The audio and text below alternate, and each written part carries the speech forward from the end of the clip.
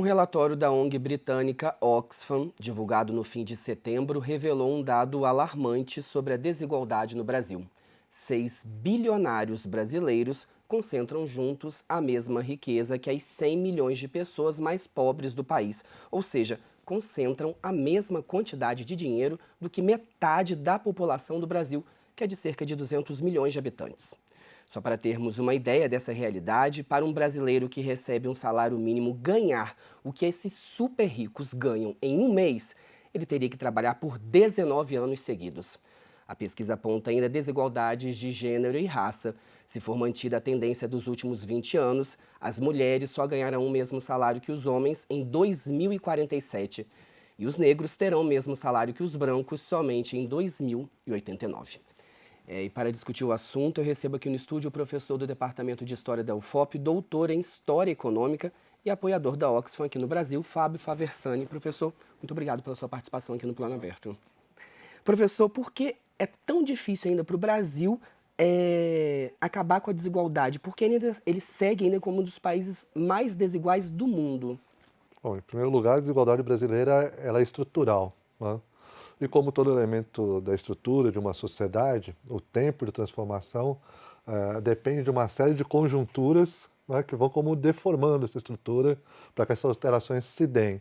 Então, o que a gente faz hoje, né, em relação à estrutura, os efeitos vão demorar um pouco mais. Então, por exemplo, as condições de educação de um país são dados estruturais. Então, se eu mudo alguma coisa hoje, depois de amanhã nada acontece. Você fala, ó, não aconteceu nada. Mas esses efeitos vão se sentir depois de muito tempo. Então a desigualdade no Brasil tem a ver com variáveis estruturais, como por exemplo o machismo, né, como o racismo. Não são simplesmente desigualdades impessoais e aleatórias, né? Então todas essas variáveis de desigualdade acabam fazendo com que políticas que possam gerar maior igualdade ou demorem para ter efeito, ou tenham certas resistências que venham de outras esferas, né? Então a esfera econômica, por exemplo, não pode estar desligada da esfera educacional, da esfera do comportamento social, como o racismo e o machismo. Então essas variáveis todas, elas têm que cooperar para que a desigualdade reduza. Isso depende de tempo e de políticas que sejam consistentes no tempo, né? Então você faz uma política hoje e faz uma política que contradita essa política adotada no T0 aqui, no T1, daí essa política se perde. E as pessoas podem ficar com a impressão, leigo, de que nada muda com essa política. Não, é que você fez uma política puxando, como se fosse o cálculo vetorial, né, para um sentido aqui e outra política puxando para outro sentido, a resultante está aqui no meio. Não é que essa política não gera efeitos, né? O problema é ver o todo. Sim, mas é um problema estrutural, depende de políticas públicas, mas ele segue, essa desigualdade segue no mesmo patamar e até aumentando desde a década de 70, a gente pode dizer. Então, assim, essas políticas ainda não estão sendo percebidas ou elas não estão sendo realizadas, na verdade? Em primeiro lugar, uma pequena precisão, né? A desigualdade no Brasil tem se reduzido, ela tem se reduzido pouco, mas ela tem se reduzido, né? Esse é o primeiro aspecto. O segundo aspecto é que dentro do Brasil a gente tem uma política pública, né, que é muito ineficiente para gerar redução de desigualdade ainda, né? Então esse acho que é um fator importante a focar, principalmente no contexto atual, que isso tem sido discutido, né, tem sido debatido. Então você tem políticas públicas que estão destinadas a reduzir pobreza, por exemplo, que não reduzem desigualdade. Nos últimos anos, por exemplo, a gente teve políticas de redução da pobreza, bem exemplificado talvez pelo Bolsa Família, né? Então você criar um programa de renda mínima. Então aqueles mais pobres vão ter sua renda um pouco elevada, certo? Só que se você tem crescimento econômico, essa renda que você leva um pouco aqui, e o crescimento econômico gera uma distribuição concentrada, os mais pobres ganham um pouco de renda, você reduziu a pobreza, não é? Só que os mais ricos também ganham renda. Então você reduz a pobreza, mas não reduz a desigualdade. Desculpe. Hoje, o debate é que o Estado não tem nada a ver com redução de desigualdade, o que me parece um erro muito importante. Que quem vai reduzir desigualdade é o mercado. Então, que se a economia crescer, vai ter mais oportunidades para todos, e daí reduz a desigualdade. É uma falácia. Isso não vai acontecer nunca, jamais, esquece. Tem coisas em ciências humanas que a gente tem dificuldade de dizer, prever algumas coisas, mas tem outras coisas que são muito fáceis. Essa, por exemplo, se a economia crescer e a economia é desigual, o mercado produz desigualdade, a desigualdade aumenta. entende? Então você amplia a desigualdade. Os mais ricos vão ganhar mais e os mais pobres vão ganhar menos. Então a curva fica assim, entende? Então, aí tem que ter políticas que gerem maior igualdade. Essa ideia de que o mercado gera oportunidades e se você for mais esperto, né, aí você vai ter mérito, né? Você é uma pessoa melhor do que eu, você vai aproveitar essas oportunidades melhor e vai ganhar mais, isso é justo, é uma falácia no Brasil, porque as oportunidades são dadas para pessoas em condições muito desiguais. Então, a mesma coisa, vamos supor, vamos fazer uma corrida para ver quem corre melhor, certo? Então você vai de carro, eu vou a pé com uma pedra amarrada no meu pé, certo? E você vai sair 10 quilômetros na frente. É isso que acontece no Brasil. O que são os 10 quilômetros na frente? Herança. Entende? Então, no Brasil não tem tributação sobre herança. Você vem de uma família mais rica, você vai ter uma herança. Eu venho de uma família muito pobre, que vai me deixar só as dívidas, eu não tenho herança nenhuma. Então você sai 10 quilômetros na frente. Outra desigualdade, desigualdade de oportunidades em termos de educação, por exemplo. Se você vem de uma família com nível maior de instrução, a tendência é você ter maior instrução. Você tem umas condições muito melhores do que as minhas para competir no mercado. Então, essa ideia de que o mercado vai equalizar oportunidades é uma falácia, que não pode ser aceita, pelo menos não de forma séria. Então, se a gente jogar tudo para o mercado, a gente vai ter um problema grave no Brasil, que é o aumento brutal das desigualdades. Né? Brutal. Então esse é um problema que está no contexto atual, no debate atual, sobre como a gente produz igualdade no Brasil. Será que é deixando o mercado funcionar livremente, sem nenhum controle, e as pessoas vão ao mercado e mostram seu valor? Certo? Ou será que a gente tem que gerar mais equidade, mais igualdade, para as pessoas aí sim poderem ter chances efetivas de realização, não só no mercado, né, mas também humana, pessoal, etc. Hoje o que acontece é que mais de 50% da população literalmente vende almoço para comprar janta. Né? E outros têm a janta garantida até 2030, 2230. Né? Então não dá para falar em igualdade nesses termos. Né? Quando um está vendendo almoço para comprar janta e o outro tem almoço e janta garantido no lugar que ele quiser do mundo até daqui a 200 anos, porque tem uma herança enorme. Isso não é igualdade, isso não é mérito, não se pode falar nesses termos. Sim, professor, o senhor falou na tributação dos mais ricos. O sistema tributário do país, ele é o principal, é um dos grandes causadores dessa concentração de renda elevada? Certamente não só gera desigualdade, como perpetua desigualdade. Né? Então, se você se perguntar assim, quem paga mais imposto no Brasil, proporcionalmente? São os mais pobres. É um negócio incrível, mas é isso. Os 10% mais pobres do país são os que mais pagam imposto proporcionalmente. No mesmo estudo da Oxfam, se vocês observarem lá, tenho dado aqui, dos 10% mais pobres, 75% são negros. E um pouco mais da metade são mulheres. Então esse é um outro problema importante da desigualdade. De novo, a desigualdade, diferente do que as pessoas imaginam, ela vê raça, vê gênero. Né? Então, quando as pessoas pagam mais imposto, a capacidade delas de investimento na sua própria vida pessoal é muito baixa. Né? E esse imposto que é pago, quando ele vai ser redistribuído, boa parte desse imposto é para gerar desigualdade de novo. Mais da metade do imposto que a gente paga vai para pagamento de juros, ou seja, para o rentismo, para pessoas que têm dinheiro ter alta remuneração.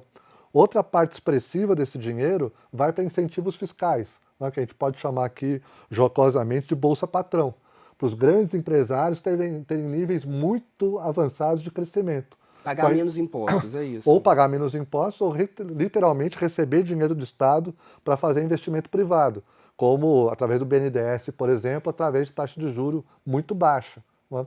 A gente sabe disso hoje muito claramente porque vários escândalos estão eclodindo sobre a lisura desse repasse de recurso público para a iniciativa privada, para realizar investimentos que vão gerar crescimento, que são apropriados, na sua maior parte, de forma privada. Né? Então, o crescimento, por exemplo, para ser provocativo, da JBS, gerou muito riqueza, muito dinheiro para os irmãos Batista e pouco dinheiro para a base, para os empregados da JBS. Então, certamente aumentou um pouco o emprego, houve mais oportunidade na base, mas a desigualdade se ampliou. Quando o Estado decidiu tirar dinheiro de políticas públicas que pudessem gerar mais igualdade e dar dinheiro para a JBS, para ela crescer seu investimento e crescer a empresa, gerou mais desigualdade. certamente gerou oportunidade aqui na ponte, na base, alguns empregos, relativamente mal remunerados, mas gerou uma grande fortuna na outra ponta, dos proprietários, dos acionistas, etc. Então essas políticas são geradoras de desigualdade e o Estado brasileiro, esse debate também está aberto, como o Estado deve funcionar, favorecendo esses investimentos prioritariamente em detrimento do investimento em educação, em detrimento do investimento em saúde pública. Esse é o debate que tem hoje. Se fizer isso, a desigualdade no Brasil aumenta, né? Não vai gerar oportunidades que gerem igualdade, vai gerar oportunidades que aumentam a desigualdade, porque daí os mais ricos vão ter mais oportunidades, como tem hoje, do que os mais pobres. E essa desigualdade de oportunidades vai se revelar em desigualdade de renda.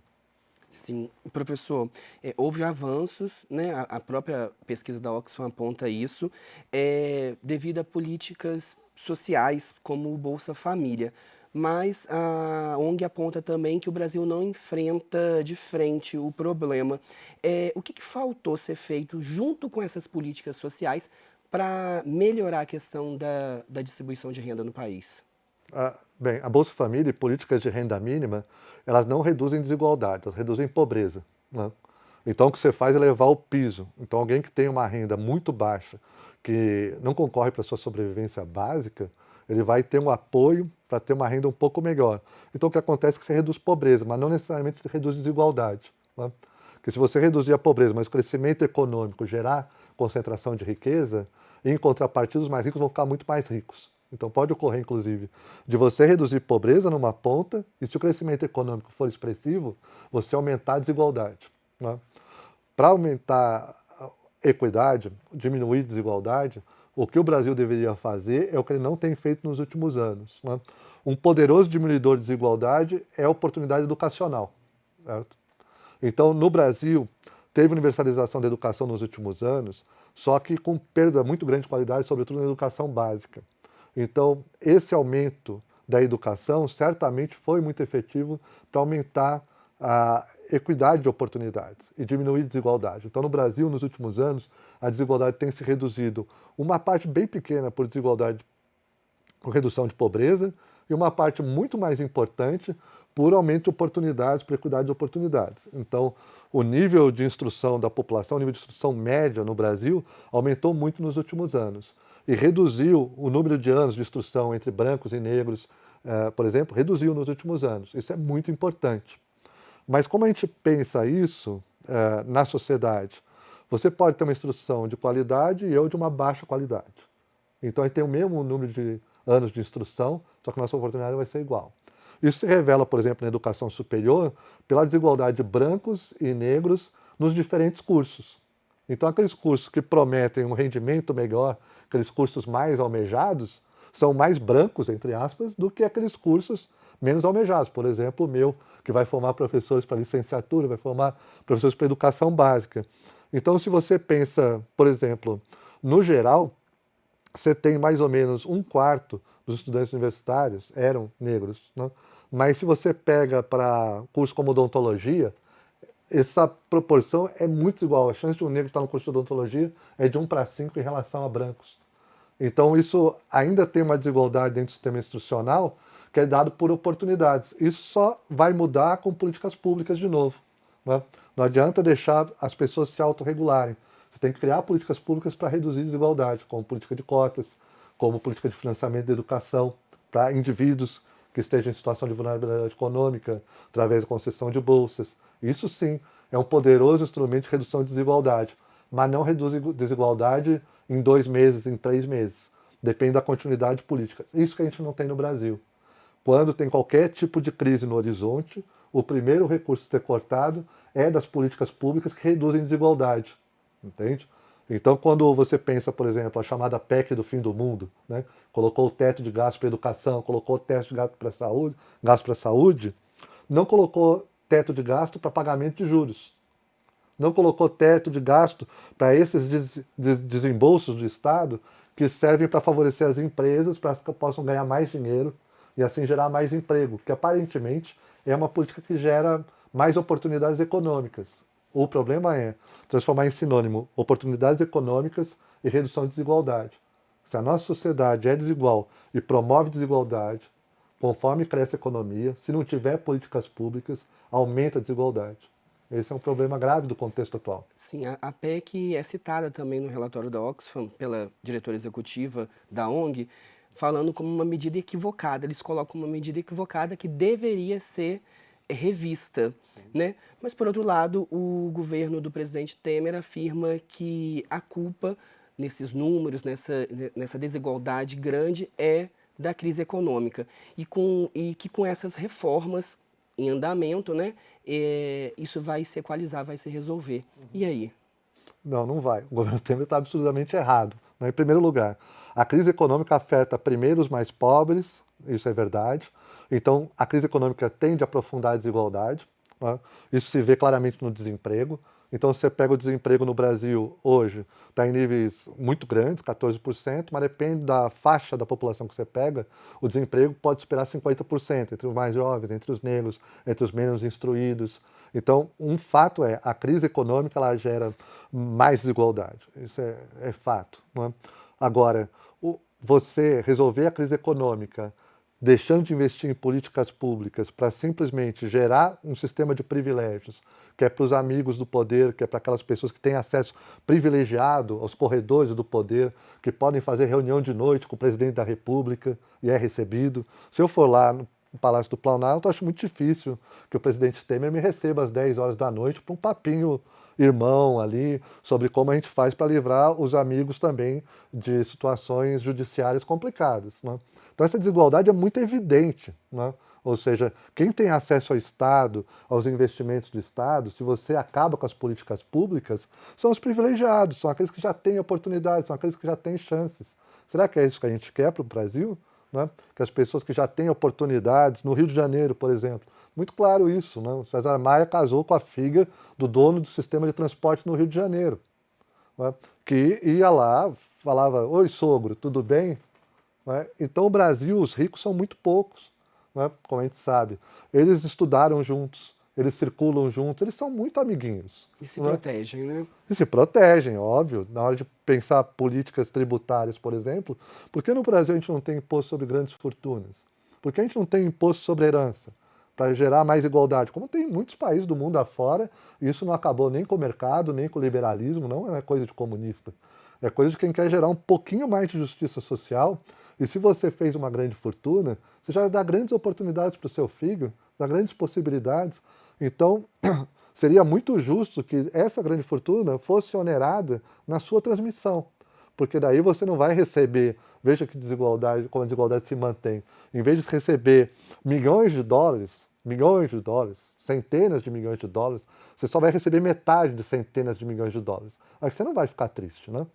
Enquanto eu que não vou receber nada, vou continuar não recebendo nada. Então isso não significa acabar com a desigualdade, mas reduzir a desigualdade, reduzir os patamares de reprodução da desigualdade. A herança é um grande fator.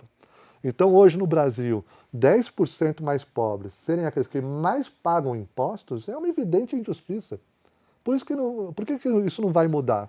Porque quem tem o poder e quem decide vai tirar dinheiro do seu próprio bolso para dar para os mais pobres? Parece que eles não têm essa disposição. Mas eu acho que é interessante notar que o estudo da Oxfam chama as desigualdades de diferenças que nos unem. Isso que eu acho que a população tem que ter consciência. Ou seja, que reduzir as desigualdades no Brasil não é um favor que a gente faz para os mais pobres, mas é gerar uma sociedade mais justa, mais produtiva, que tem mais capacidade de realizar coisas em conjunto, para além das individualidades. Então, quando a gente reduz, por exemplo, o racismo no Brasil, que é um desafio que eu acho que é prioritário e é para onde, ontem, quando a gente reduz desigualdade de gêneros, né, a gente está construindo uma sociedade mais justa, mais equitativa e é capaz de realizar mais coisas juntos. Esses ricos isolados e tristonhos, né, com uma sociedade atrasada e que não consegue produzir tanto, teriam muito a ganhar se a sociedade fosse mais justa e mais equilibrada. Será que eles estão dispostos a abrir mão dos seus privilégios, de tanta desigualdade, para viver numa sociedade melhor? Essa que é a pergunta. O governo Temer e parte do debate atual mostra que não. Que eles não estão dispostos, eles preferem viver com privilégios e muita riqueza concentrada, a viver numa sociedade mais justa em que eles possam, inclusive, ter mais riqueza, ter mais desenvolvimento, porque a sociedade vai ser melhor. né? Sim, uma sociedade Parece mais que- justa para todos, inclusive para os mais ricos, né? Professor, eu queria agradecer a sua participação, nosso tempo é bem curto, muito obrigado, Obrigado pelo convite. pelo debate aqui com a gente. Obrigado pelo convite, à disposição. E no site da Oxfam você encontra o estudo completo que mostra o alto grau de concentração de renda no país. É só acessar oxfam.org.br.